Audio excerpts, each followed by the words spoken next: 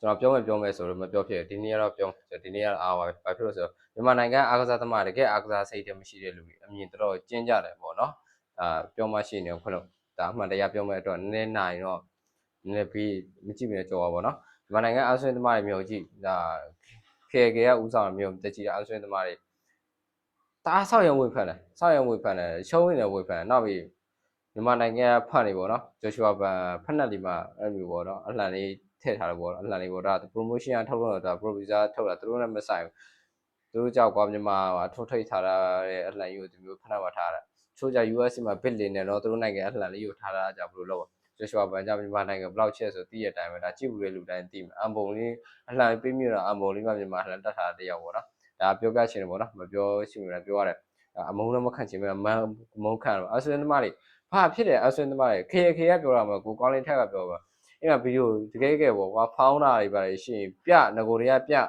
ဖောင်းရင်ဘလို့ဖောင်းရင်ငကိုတွေကပြောဗီဒီယိုပြန်ပြောသူတို့လောက်ပြီမဲ့ဒီပွဲပြီးသွားတာအောက်အားချောင်ကြတာဘာလဲဝေဖန်တဲ့လူကဝေဖန်တယ်ပေါ့တာဝေဖန်တယ်သူအလုပ်လည်းမဟုတ်ယောက်ျားလေးမဟုတ်လားတော့မေးချင်းတယ်ယောက်ျားမဟုတ်လည်းထမိန်လေးတွေဝတ်ထားကြပေါ့နော်တန်းစီပေါ့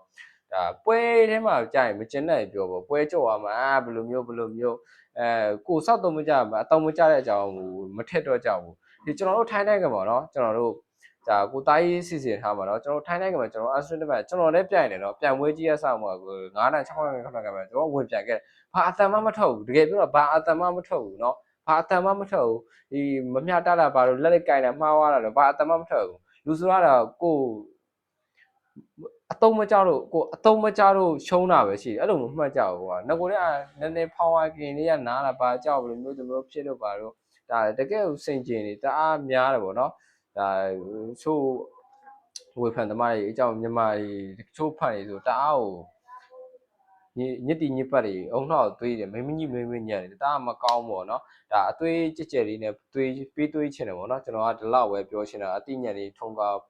ပို့ပြီးကျေဝအောင်ပေါ့နော်ကျွန်တော်ပြောနေအခုမှပြောဖြစ်ရတော့ဝမ်းတာပါတယ်နော်မှားတာရှိနေခွင့်လို့ကြပါတော့ဒီကရင်လေးကမနာပဲနဲ့ဆက်ကြိုးစားပါကရင်လေးပဲအားပေးနေပါတယ်နော်ဒေးတို့ကရင်လေးတို့ကျွန်တော်အားပေးနေပါတယ်ဒီထိုင်းနိုင်ငံကနေပြီးတော့နော်ဒီ12လပိုင်းကျကျွန်တော်ပေါင်းစင်ပွဲရှိတယ်ပေါ့နော်ကျွန်တော်ပြန်ထိုးတော့မှလဝိတ်ပြန်ထိုးမှအင်းစားပွဲတွေရှိတယ် KO နဲ့ကျွန်တော်2ပွဲနိုင်ထားတယ်အင်းစားတော့ KO လဲထိုးနဲ့အခုပေါင်းစင်ပွဲမှာကိုတာကြီးပွဲမှာကျွန်တော်3ပွဲထိုးမှကျွန်တော်အားပေးကြပါအောင်လို့ပေါ့နော်အားလုံးဘိုင်ကျေးဇူးတင်ပါတယ်